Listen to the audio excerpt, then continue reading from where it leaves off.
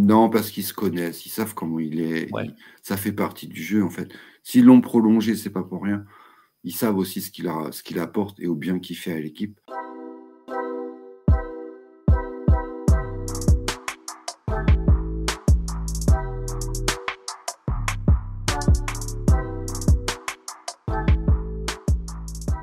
Salut à tous, salut à toutes, bienvenue dans N1, le podcast NBA des équipes de The Free Agent. Aujourd'hui, c'est votre épisode du début de semaine avec mon ami Cédric. Comment vas-tu, Cédric ? Eh ben, écoute, ça va bien, Chris. Salut à tous et à toutes. Bien content de vous retrouver après une semaine de match. C'est ça. On a plein de choses à vous dire. Ça va être passionnant. Exactement, comme chaque semaine, on va faire des focus sur quelques équipes en particulier. Donc, vous avez le podcast de ce début de semaine que vous écoutez en ce moment même. Et vendredi, vous n'oubliez pas pour entamer votre week-end, le podcast, la deuxième partie de N1 avec les équipes de Yannick. Évidemment, tout ça sur vos plateformes habituelles de podcast. Avant de vous parler un petit peu de la thématique de la semaine, on vous rappelle que vous pouvez nous retrouver sur les réseaux, sur l'application TFA, sur le site internet. Il y a plein de moyens, Cédric, comme chaque semaine, pour nous retrouver, pour suivre l'actu NBA, mais pas que. N'hésitez pas à télécharger l'application, s'il vous plaît. C'est une marque de soutien pour nous, pour tout le travail accompli. Et ça fait chaud au cœur. Tout à fait. Donc, ouais, non, franchement, allez-y, il n'y a pas trop de notifications. En plus, on essaye d'alléger ça pour que vous ne soyez pas noyés dans tous les messages que vous pouvez avoir des applis diverses et variées. Cette semaine, on va partir à l'ouest. On va s'occuper de deux équipes principalement. En tout cas, on va en parler. Deux équipes sur lesquelles on s'est dit qu'il y a peut-être... alors, il y a plusieurs points communs, mais un en particulier. Ce sont les Lakers et les Warriors. On va se poser la question avec ces deux équipes qui sont... on va dire avec des joueurs stars qui sont plus vers la fin de leur carrière que du début. Est-ce qu'on peut encore estimer que ces équipes-là, avec le début de saison et avec du coup ces joueurs-là, est-ce qu'ils peuvent encore être de vrais prétendants au titre quand on voit que la NBA évolue petit à petit et qu'on a vraiment des nouvelles équipes, de nouveaux joueurs, avec pas mal de jeunesse qui performent là sur ce début de saison 2023-2024 ? Est-ce que la vieille garde a encore ses mots à dire. On va partir là-dessus, Cédric. C'est plutôt un sujet vaste là pour cet épisode. Bah oui, est-ce qu'il reste encore assez d'essence chez les vieux, en fait. Ouais, c'est ça. Est-ce qu'ils vont tenir la route ? Parce que la saison est longue et leur début de saison est mitigé, en fait, alors qu'on espérait vraiment les voir dans les prétendants au vu de l'effectif et au vu des mouvements qu'il y a eu cet été. Donc, on va voir ça tout ça ensemble. Allez, on va pouvoir attaquer ça. On va commencer avec cette équipe des Warriors. Tiens, on fera certainement des passerelles, vous inquiétez pas, durant l'émission, entre les deux équipes, entre les joueurs. On va détailler un petit peu sur cette équipe de Golden State, puis ensuite celle de Los Angeles. Mais l'idée, c'est de voir si au final, on peut vraiment les considérer comme des prétendants pour le titre. Alors, les Warriors, en ce début de saison, tu le disais, c'est assez mitigé. 10e de la conférence Ouest avec un bilan de 6 victoires et 8 défaites. On est sur une série de 6 défaites consécutives. Là, c'est quelque chose qui tâche un peu sur le CV de début de saison. Alors, il y a deux équipes qui font pire que Cédric, c'est Portland et San Antonio. Bon, alors quand tu es dans ce trio de lose, c'est jamais énonciateur de bonnes choses quand même. C'est que tu tankes, non ? C'est pas ça ? Alors je sais pas, peut-être, ça serait assez étonnant, mais ouais, c'est vrai qu'en tout cas c'est assez moche. Le bilan à domicile est de 1 victoire, 6 défaites, 5 victoires, 2 défaites à l'extérieur. L'année dernière c'était plutôt un schéma inversé, ouais. C'est assez étonnant. Toi, ils ont progressé par rapport à la dernière. Ah oui, voilà, oui, le verre à moitié plein ou le verre à moitié vide, tu vois, c'est toujours la même logique. Cette équipe des Warriors, toi Cédric, là, donc j'ai donné des chiffres, mais évidemment il y a les chiffres, après il y a l'état d'esprit, le collectif, la façon de jouer. De ce que tu as vu, que ce soit en match ou dans des interviews, dans de la lecture que tu as pu faire à droite à gauche, qu'est-ce que tu en penses pour l'instant ? J'en pense que j'ai pas l'impression, pour l'instant, je vais pas non plus, je vais pas le condamner, mais pour l'instant, Chris Paul n'a pas l'impact qu'espéraient les Warriors quand ils ont été le chercher, je pense. On l'a vu quand Steph n'était pas là. Tu vois, il n'a pas eu d'impact au niveau de la victoire, quoi. Enfin, tu vois, pour faire basculer un match, quoi, en fait, c'est ça que je veux dire. Donc voilà. Après, il y a aussi il faut quand même en parler, mais un gros questionnement sur Klay Thompson. Tout à fait, ouais. Qui a l'air quand même assez perdu sur le terrain et qu'on ne retrouve pas, on va encore reparler des deux côtés du terrain, mais qu'on ne retrouve pas défensivement. C'est vrai que depuis son retour de blessure, c'est plus le Klay Thompson qu'on avait pu voir en finale 2000. Sur les différentes sessions finales qu'ils avaient. Contre Toronto, surtout avant qu'il se blesse, contre Toronto, où là, ils faisaient vraiment des débuts de finale défensivement très, très impressionnants. Et donc, Steph Curry est toujours là. Steph Curry fait toujours des trucs de fou. Il tourne à 30 points par match. Il n'y a pas de problème. Mais c'est derrière, c'est autour, quoi. Et on ne retrouve plus la patte du jeu des Warriors, un peu. Enfin, cette intensité qu'ils arrivaient à mettre sur le match. Un pressing, des contre-attaques rapides, des tirs rapides. Ça a l'air... ils ont l'air de se chercher un peu comme s'ils étaient tous des nouveaux coéquipiers.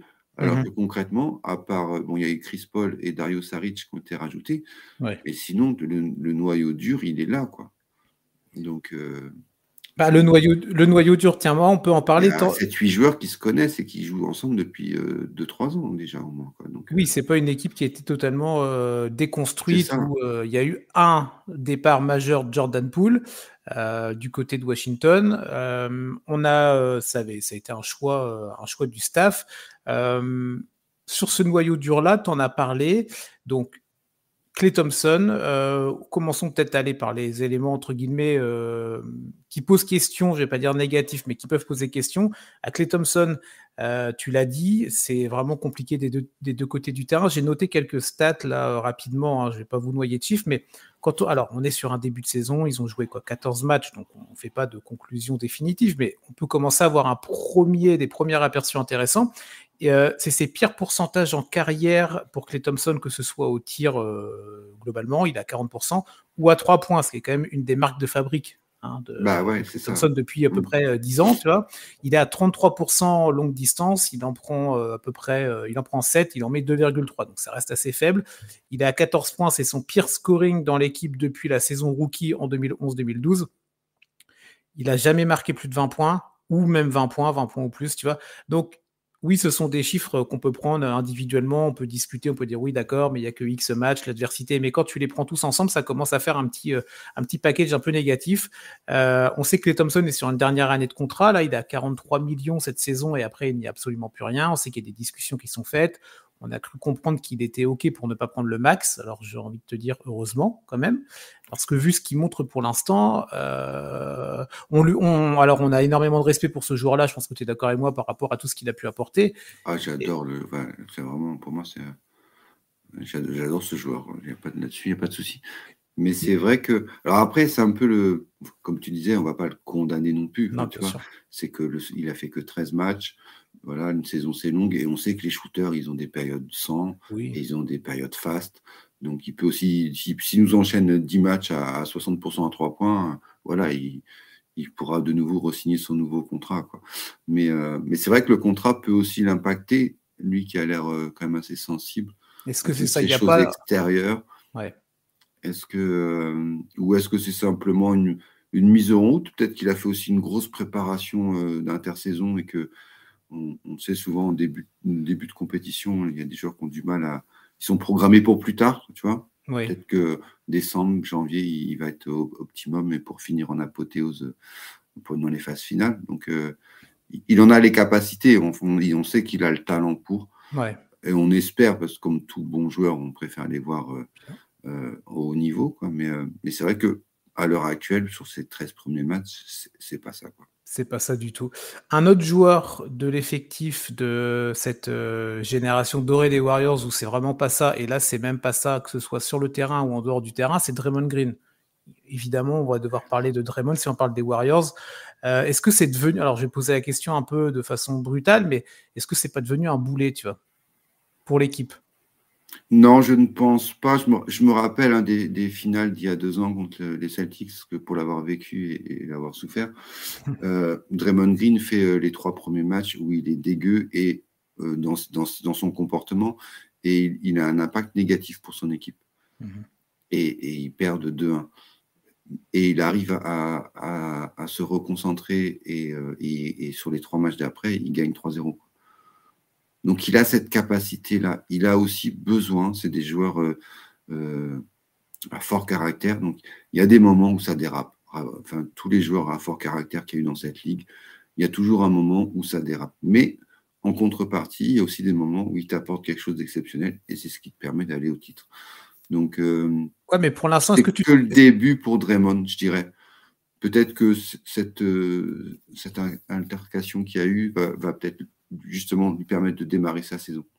Ouais, mais regarde, quand tu commences à faire la balance entre ce qu'il peut apporter à l'équipe et les moments d'égarement, on va dire ça, qu'il peut avoir, la balance commence, de mon point de vue en tout cas, à être un peu négative pour lui. L'année dernière, on s'en souvient, le fight contre Jordan Poole en début de saison, ça avait un peu miné quand même. En tout cas, on en avait beaucoup parlé toute la saison. Ça n'avait pas empêché les Warriors de faire une saison correcte et d'aller en playoff. Là, il a déjà 2 expulsions à son actif dans cette saison 2023-2024. Ils ont joué 14 matchs. On va pas revenir sur le geste qu'il a pu avoir sur Rudy Gobert dans le match contre Minnesota. Il a pris 5 matchs, si je ne m'abuse. Seulement 5 matchs. Je sais pas ce que tu en penses, toi. Moi, j'ai trouvé la NBA très clémente sur ce truc-là, sachant que, avant de te laisser la parole, sachant qu'ils ont bien dit qu'ils prenaient en compte, entre guillemets, le casier judiciaire du joueur. Donc, moi, j'ai envie de te dire, bah ouais, mais quand tu as un mec avec un passif comme ça, ne prendre que 5 matchs, moi, je suis assez étonné. Je voyais minimum le double, voire plus, parce que le geste est vraiment visuellement extrêmement choquant, tu vois. Mais c'est ça, en fait, le problème, c'est le visuel, en fait. Et je ne sais pas si ce visuel-là n'est pas plus impressionnant qu'une droite que tu te prends dans la tête et qui t'explose la cervelle, quoi, tu vois. Ouais. Il y a ça aussi, il y a le pouvoir de l'image, le pouvoir de l'instant. Donc, je pense que je sais pas trop. J'aime pas trop me prononcer sur ces trucs-là parce que. Ok, non, bah après, c'est des décisions après qu'ils prennent avec ouais. la NBA. Enfin, ils en font. Il y a des fois c'est trop et des fois c'est pas assez. Donc rien ne sera jamais parfait, mais c'est un peu comme ça dans tous les sports. Hein. C'est pas spécifique à la NBA. Voilà, c'est les décisions qui sont prises dans les bureaux. Donc je laisse les gens des bureaux prendre leurs décisions. Ils sont payés pour. Oui, de toute façon, on n'a pas grand pouvoir de décision par rapport à ça. Mais je pense vraiment que ça peut. Parce que tu vois, tu dis Jordan Poole l'année dernière, mais il y a quand même un problème Jordan Poole. On le voit bien cette année. Il est déjà Washington l'a mis sur le marché, quoi. Donc il n'y a pas de fumée sans feu non plus, comme on dit. Donc oui, Draymond est un joueur électron libre. Enfin, c'est un tourbillon, quoi, tu vois. Ouais. Mais tu as besoin d'avoir un tourbillon dans ton équipe. Demande à Michael Jordan et à Scottie Pippen, sans Dennis Rodman, ils font pas leur deuxième sweep, quoi. Je pense pas, quoi. Et il y a plein d'exemples comme ça. Enfin, tu vois, tu as besoin d'aller les Bad Boys de Détroit. Là, même Rachid Wallace, quand il gagne le titre avec Détroit, c'était pas un ange sur le terrain non plus. Et il s'en est pris des techniques à tir-larigot. Donc, ça apporte une énergie différente. Après, c'est aux joueurs et au staff de canaliser ça et d'utiliser au bon moment. Pour l'instant, Draymond Green n'arrive pas du tout à canaliser son énergie en ce début de saison. C'est ça ce qu'on peut dire, quoi.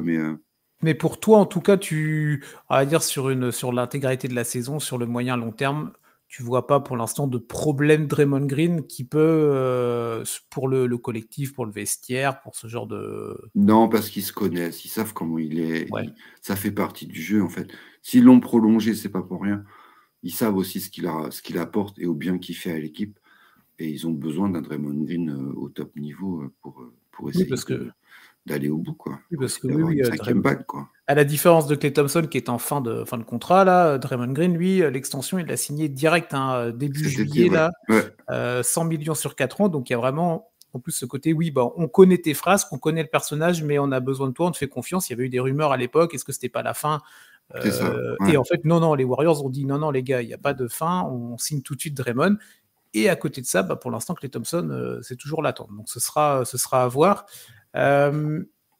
Steph Curry, tu en as parlé rapidement, 30 points de moyenne. Il a fait 6 matchs à 30 points ou plus sur les 12 qu'il a joués.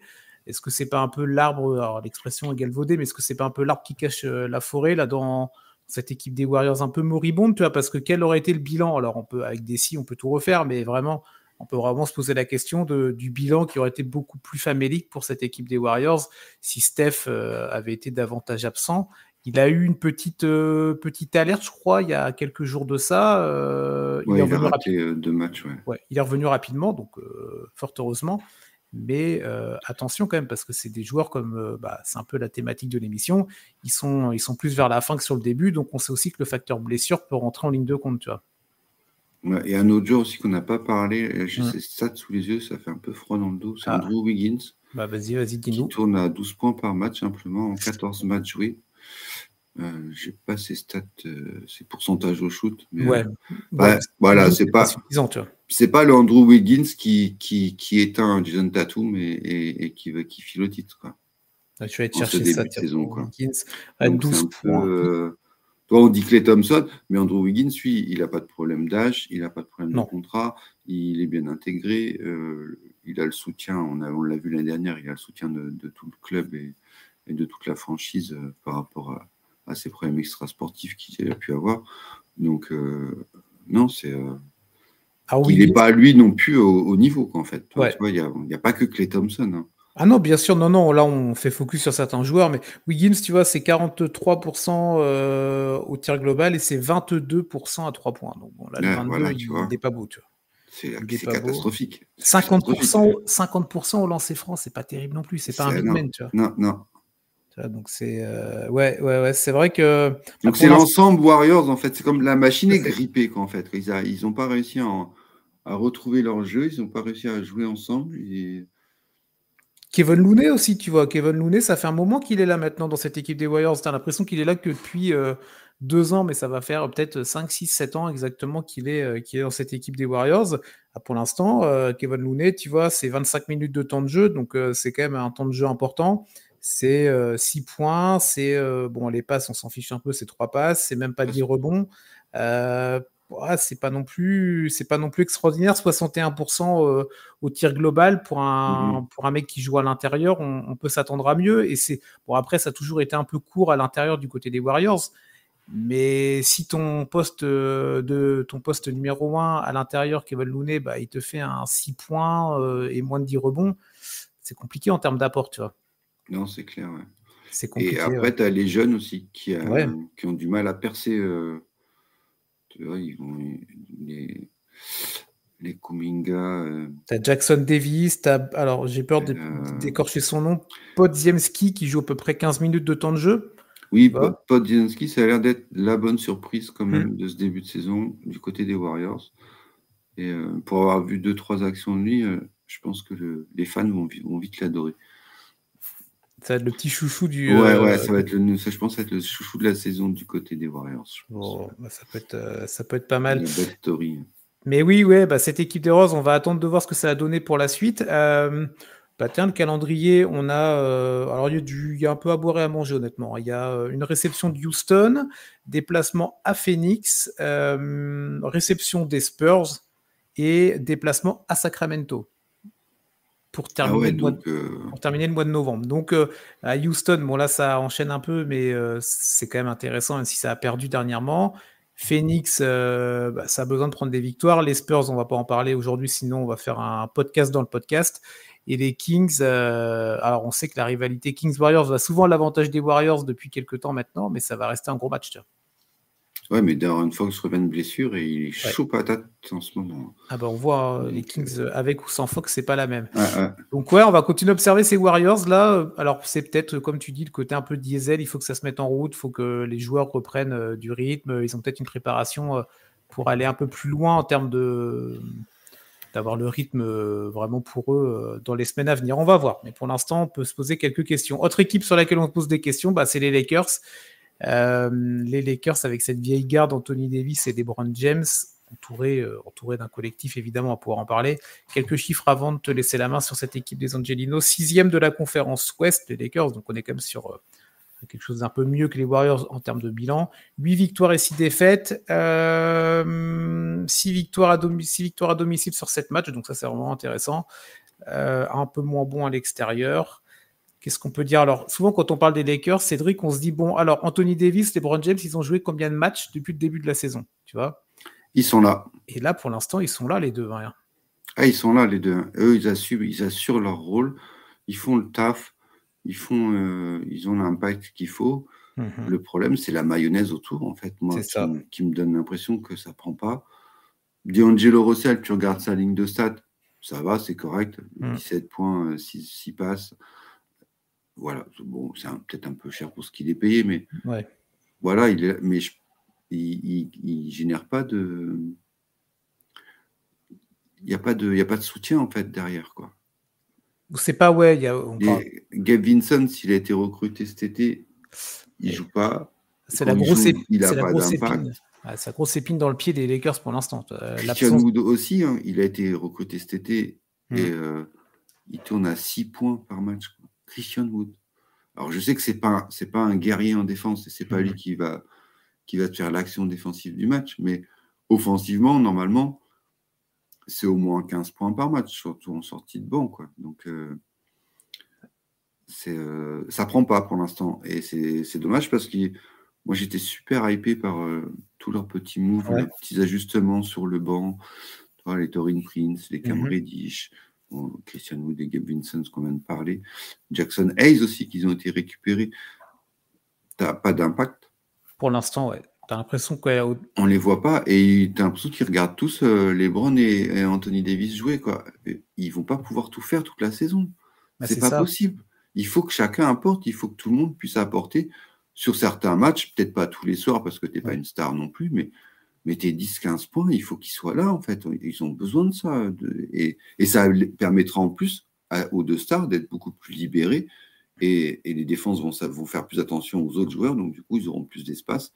Ils auront des stats encore plus impressionnantes, quoi. Mais complètement. Surtout que, comme on l'a dit, AD, LeBron, c'est là depuis le début de la saison. On se rappelle, je ne sais pas si tu te souviens, l'année dernière, le démarrage avait été vraiment très compliqué pour ces Lakers. Ils étaient au même moment de la saison, au bout de 14 matchs, ils étaient à 4 victoires, 10 défaites, tu vois. Et on sait qu'ils avaient traîné en fait toute la saison, ce début assez calamiteux. Là, ils sont à 8-6, donc ils ont un bilan positif. AD et LeBron sur 14 matchs, ils en ont joué 13. Donc chacun, pas les deux en cumulé. Donc ils sont vraiment là, ils sont bien présents. Quand on regarde les stats de LeBron, le mec, il a quoi, 38, il va avoir 39 ans, je crois que c'est ça, en décembre. Je sais pas si tu as pu... même plus. Non, c'est plus. Mais quel âge a cet homme? Exactement. Allez voir ces chiffres, c'est assez dingue. On le dit chaque année, mais c'est vrai que c'est assez. C'est comme lui, le millésime, chaque année, il s'améliore. Moi, il m'impressionne, franchement. Il est à quoi? Il est à 58,6% au tir, il est à quasi 40% à 3 points. Il en prend bien moins que les années précédentes. C'est son ratio le plus faible en termes de tir à 3 points depuis sa première année aux Lakers, qui date de 2018-2019 déjà. Et ça avait quelque chose qu'on avait pu lui reprocher. Moi, je sais que c'était quelque chose qui m'avait vraiment agacé, surtout pendant les derniers playoffs. Sa capacité, ses mauvais réflexes, peut-être parfois de prendre des pull-ups à 3 là, qui rentraient jamais. Je me rappelle de séries en play-off l'année dernière où il avait des statistiques vraiment horribles en fait sur les 3 points. Là, alors est-ce que c'est lui qui a changé son jeu ou il s'est peut-être rendu compte que c'était peut-être pas fait pour lui, donc il en prend moins, ça c'est une bonne chose. Il est quand même sur un rythme incroyable. Là, dimanche, ils ont joué contre Houston, ils l'ont gagné, ils ont gagné ce match-là à l'arraché. LeBron, il est à 73,7% au tir, tu vois. 14 sur 19, c'est des chiffres, tu te dis. Ouais, il est obligé d'être stratosphérique pour essayer d'arracher une victoire contre Houston. Ouais. Alors, en condensé, quoi, tu vois, ça fait ça. Oui, non, mais c'est ça. Alors, bon, Houston joue mieux que ce qu'on pouvait prévoir, mais quand même, tu es à la maison. Et puis, tu es les Lakers, tu as LeBron James et Anthony Davis, tu as un effectif qui est taillé pour aller conquérir le titre, quand même. T'es pas... Houston, ils sont en reconstruction ou dans le ventre mou. Oui, ils sont pas sur le même projet. Ils ont un nouveau coach, ils ont des nouveaux joueurs titulaires qui sont arrivés, ils sont des jeunes. C'est pas du tout. Les Lakers auraient dû gagner ce match en faisant reposer leurs deux stars, tu vois, au contraire, quoi. En faisant tourner, garbage time, on envoie le banc et voilà, quoi. Alors que là, les stars ont été obligés de se fatiguer sur un match lambda de la saison régulière. Et après, tu le payes en play-off. Et après, on retrouve Anthony Davis et LeBron James qui se blessent en play-off.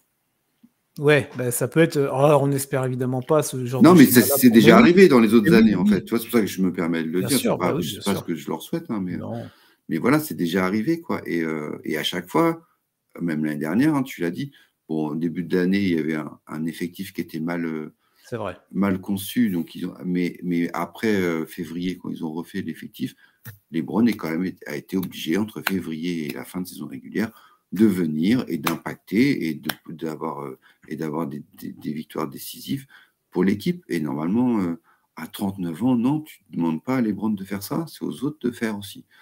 Il y a des jeunes, il y a du talent, il y a ce qu'il faut, quoi. Mais les gars, il faut qu'ils aillent au mastic un peu. Bah, c'est ça, tu vois. Et t'en parlais tout à l'heure, Gabe Vincent, c'est vrai. Pour l'instant, alors le pari est raté, mais on n'est qu'en début de saison, évidemment. Mais c'est vrai que pour l'instant, c'est vraiment dommage. Quand Il a joué que 4 matchs, hein, donc 4 matchs. C'est ça. Oui, bien, oui, il a été mais blessé vraiment, donc on ne ouais, sait c'est pas une blessure vraiment. au genou. Mais je crois, alors il y a eu une update, hein, et il va encore être absent pendant quelques temps, au moins quelques jours. Après, à voir comment ça va s'améliorer. Mais tu vois, il a signé un contrat de 33 millions sur 3 ans. Tu te dis, c'est quand même un bon deal. Le mec, il était en finale NBA l'année dernière avec Miami. Et là, tu te dis, pour l'instant, il joue que 4 matchs. Je ne sais pas si tu as vu le chiffre. Celui-là, moi, j'ai dû le relire 2 fois parce que je n'étais pas sûr. Alors, c'est sûr, un ratio de match extrêmement faible, mais il est à 6 points de moyenne, 3 passes et à 7,1% à 3 points. 7,1% à 3 points, tu vois. Là, ça pique même plus à ce niveau-là. Tu étais obligé de mettre des lunettes de soleil tellement le chiffre est. Mais tu te dis, c'est un mec. Alors, on espère pour lui qu'il va s'en sortir par rapport à ces blessures-là et que son impact sur le terrain va être important. Mais c'est typiquement le genre de joueur qu'il va falloir faire intégrer dans ce collectif pour que, comme tu le disais très bien, les deux superstars se reposent un peu parce que c'est pas au mois de novembre qu'on attend que ces mecs-là jouent 40 minutes, tu vois. C'est ça, ouais. Et là, pour l'instant, quand tu vois quand tu vois Les temps de jeu, c'est 34,4 minutes pour LeBron James et 35,7 pour Anthony Davis. C'est trop, tu vois. Ils Tu ont vas fait le payer. 13 matchs, quoi.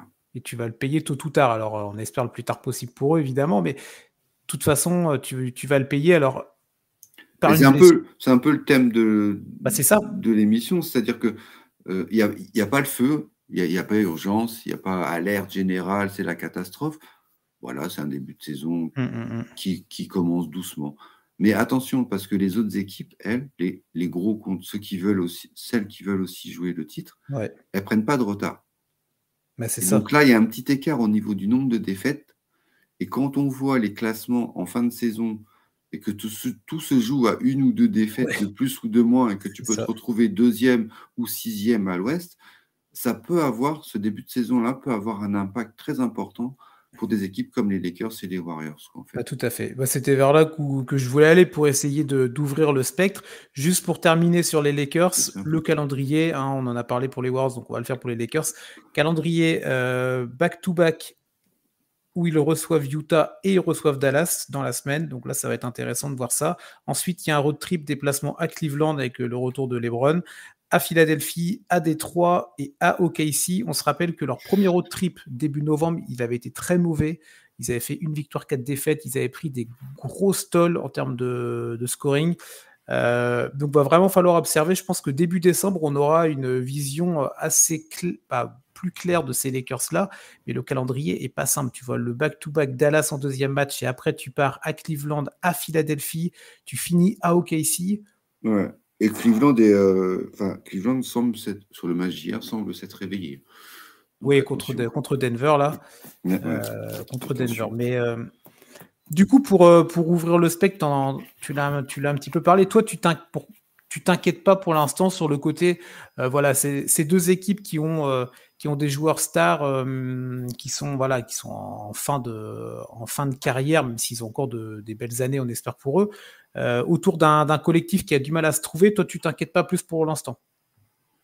Non, parce que c'est que le début, en fait. Donc, on a vu, il suffit de faire tu fais une série de 5-10 victoires de suite et c'est derrière, hein, tu vois. Peut-être que même tu arriveras à égalité avec les équipes qui sont actuellement premières, parce qu'elles, entre-temps, elles vont perdre 1 ou 2 matchs par-ci, par-là. Donc, il n'y a pas vraiment, il n'y a pas le feu, mais c'est pas le début de saison qu'on espérait après l'été qu'on avait vu, surtout pour les Lakers, où on a vu comme je te disais, un collectif vraiment des choix qui plaisaient à beaucoup de gens, en fait, et qui se disaient, oui, là, ils ont fait vraiment les bons choix, ça va marcher et tout. On n'a pas parlé de Austin Reeves, mais Oui, c'est voilà, vrai. il tourne que à 13 points. Tu dis, c'est pareil, hein, il vient de prolonger, lui. Hein, donc, C'est un peu mieux là, et ça, il reprend un peu du poil de la bête. Il avait un début vraiment ouais, compliqué, c'est un peu mieux, c'est pas encore ce qu'on attend, évidemment. Mais après, on sait très bien que la NBA s'ajuste très vite, et autant l'année dernière, ça avait été un peu la darling et le côté révélation. Bah, c'est les ça équipes, aussi. elles, Ouais. elles savent très bien scouter et dire bon, attends, l'année dernière, il nous a fait ça. Bah, cette année, par contre, on va l'empêcher. Donc, ça va être à lui et comme les autres, hein, de tout le temps se renouveler, de trouver une autre façon de jouer, une autre façon d'être agressif dans le bon sens du terme, évidemment. Euh, mais Et après, les Lakers, je pense ils préparent déjà quelque chose. On a eu des petites rumeurs avec Zach LaVine. ouais. On ne sait pas trop. Mais voilà, on sait très bien que l'effectif actuel ne sera pas le même que fin février à Los Angeles, Ah c'est bah, une certitude.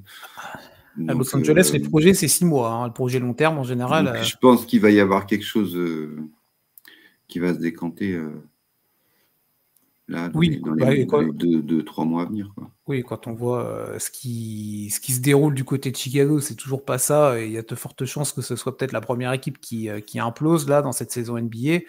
Bon, il y a toujours des surprises hein, dans cette ligue-là, mais bon, ça semble être quand même l'option numéro 1 pour des changements assez rapides. Donc pourquoi pas les Lakers sur ce dossier-là? Ouais, il y a des rumeurs qui circulent là-dessus. Donc pas d'inquiétude particulière pour toi.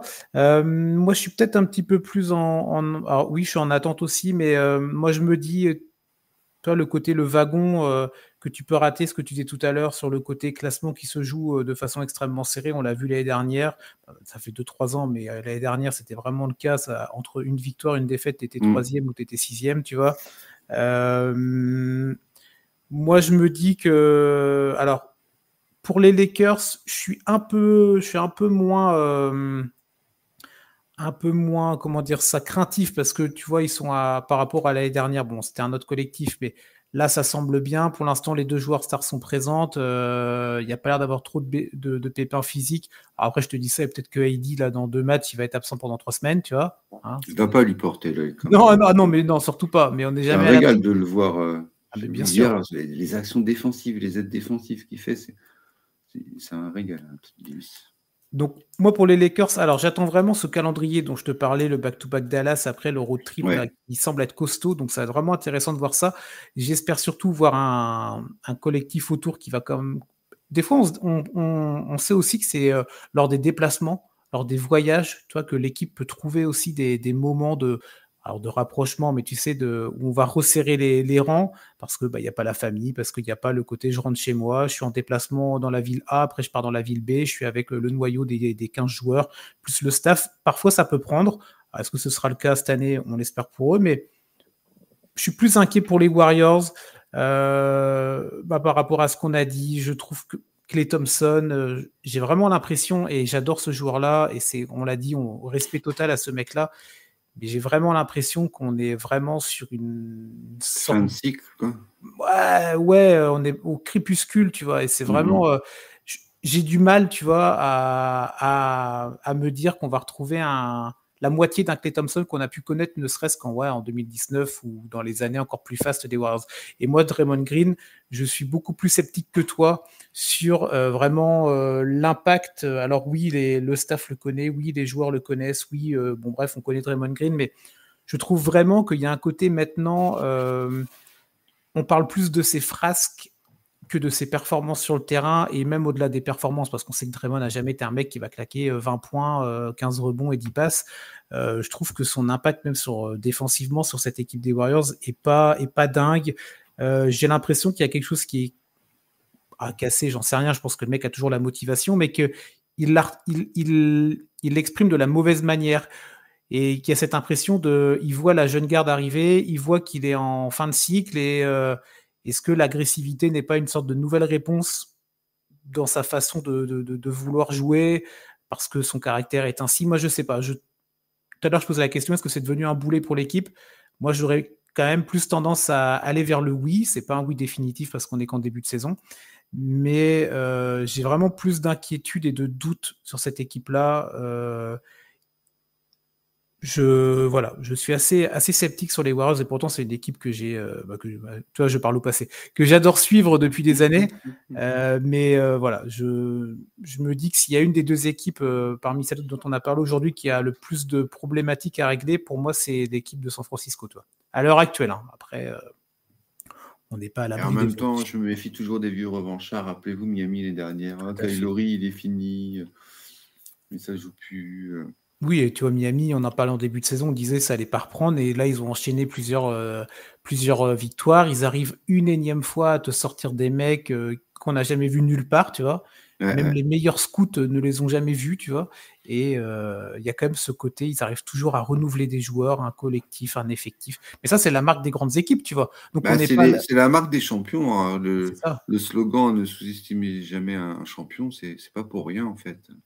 Le cœur du champion, il est là. Ils connaissent le chemin, ils savent les efforts qu'il y a à faire. Et ils savent aussi l'importance que ça a d'avoir un début de saison extraordinaire, mais de faire commencer à être un peu moyen à Noël et de se vautrer complètement en avril ou en mars, quoi, tu vois. Donc, oui, bah oui. Après, de toute façon, oui, c'est pas... Dans 6 mois, tout le monde aura oublié là cette période de mi-novembre. Mais c'est vrai que on l'oubliera si ça se passe bien. Il y a quand même comme toi tu le ressens plus, ce petit sentiment de attention, alerte, quoi. Moi, je suis plus les années passent et attention, quoi. Ça peut être. On sait que la fenêtre de tir en NBA donc pour toute équipe est extrêmement courte, tu vois. Et puis il y a de la concurrence, hein. Surtout à l'Ouest, il y a de la concurrence cette année. Mais dans tous les cas, même si tu te prends, imaginons qu'une de ces deux équipes termine en finale, bah, quand tu vois ce qu'il y a en face derrière, en tout cas à l'heure actuelle, tu vois, bah, je mets pas une pièce sur ces deux équipes-là, mais encore une fois, à l'heure actuelle. Et on est fin novembre, tu vois. Donc ouais, petite alerte quand même à surveiller, tu vois, sur la fin du mois de novembre et sur la fin d'année civile, on va dire, tu vois. On pourra peut-être refaire un point sur ces équipes-là début d'année, mais voilà, on a allez, on met les petits warnings, tu vois. Voilà, gentiment. c'est ça. On met les petits voulait warnings. quand même en parler. Exactement. Un petit peu sur ces deux collectifs-là qu'on va suivre, évidemment. Et ben Cédric, merci pour l'émission, là, en ce début de semaine qu'on a passé ensemble. Bah, merci à toi, merci à vous d'avoir écouté. Bah oui, on va se retrouver donc la semaine prochaine avec un nouveau podcast, en tout cas pour moi et Cédric.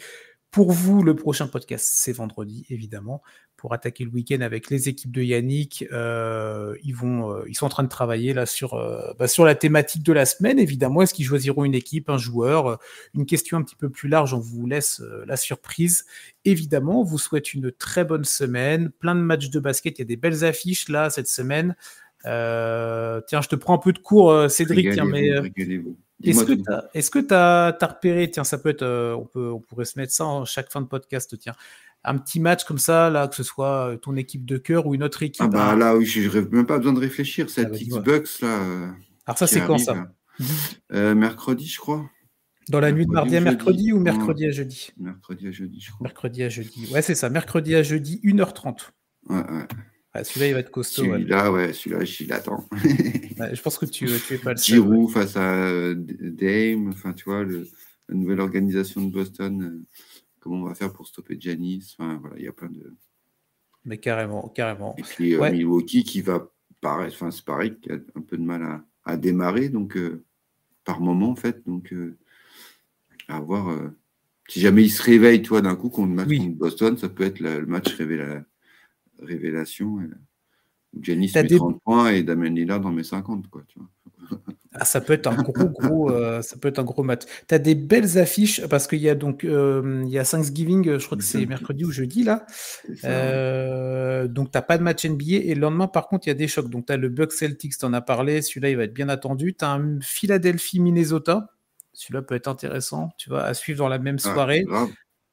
Qu'est-ce que tu as d'autre? Tu as un Sacramento New Orleans, les Pelicans qui jouent bien. Et tu as un Warriors Suns, tu vois, et tu as Dallas Lakers, tu vois. Donc, alors là, reposez-vous bien parce que la nuit du mercredi à jeudi risque d'être costaud si vous regardez les matchs en direct, en tout cas. Oui, puis de mémoire, il n'y a pas des matchs à heure européenne aussi. Ouais, alors Je sais pas. Vendredi, si. Ah bah, tu vois, vendredi, Ouais, t'as vendredi, un 20h30. Celtics Ouais, Magic à 20h30. 20h30. Ça, c'est beau, Alors, ça. tu vois, ce Celtics Magic, là, je l'attends avec impatience parce que le Magic a gagné l'année dernière les 3 matchs contre Ah oui. Boston. Et ça déroule pas mal à Orlando, c'est pas Et déconnant. à Orlando, ça joue bien, ouais. J'ai une équipe prometteuse, donc ça peut pareil, être sympa. belle affiche. Bon, bah, très Mais il n'y bien. a pas que Boston non plus, il ne faut Mais pas non. que m'écouter, hein, parce que moi, sinon, je vous fais tous les matchs de Boston, c'est des affiches extraordinaires pour moi. En tout cas, il va falloir qu'on en parle un de ces jours de cette équipe de Boston, peut-être la semaine prochaine, tiens, on va en discuter. Mais bon, bref, il y a de belles affiches NBA toute la semaine, évidemment. Régalez-vous bien de tous ces matchs. Régalez-vous du site, de l'application également et des réseaux sociaux de The Free Agent pour ne rien rater de l'actu NBA et des autres sports majeurs américains. Très bonne semaine à vous, très bonne journée et on vous dit à plus tard. Allez, bye bye. Bye bye.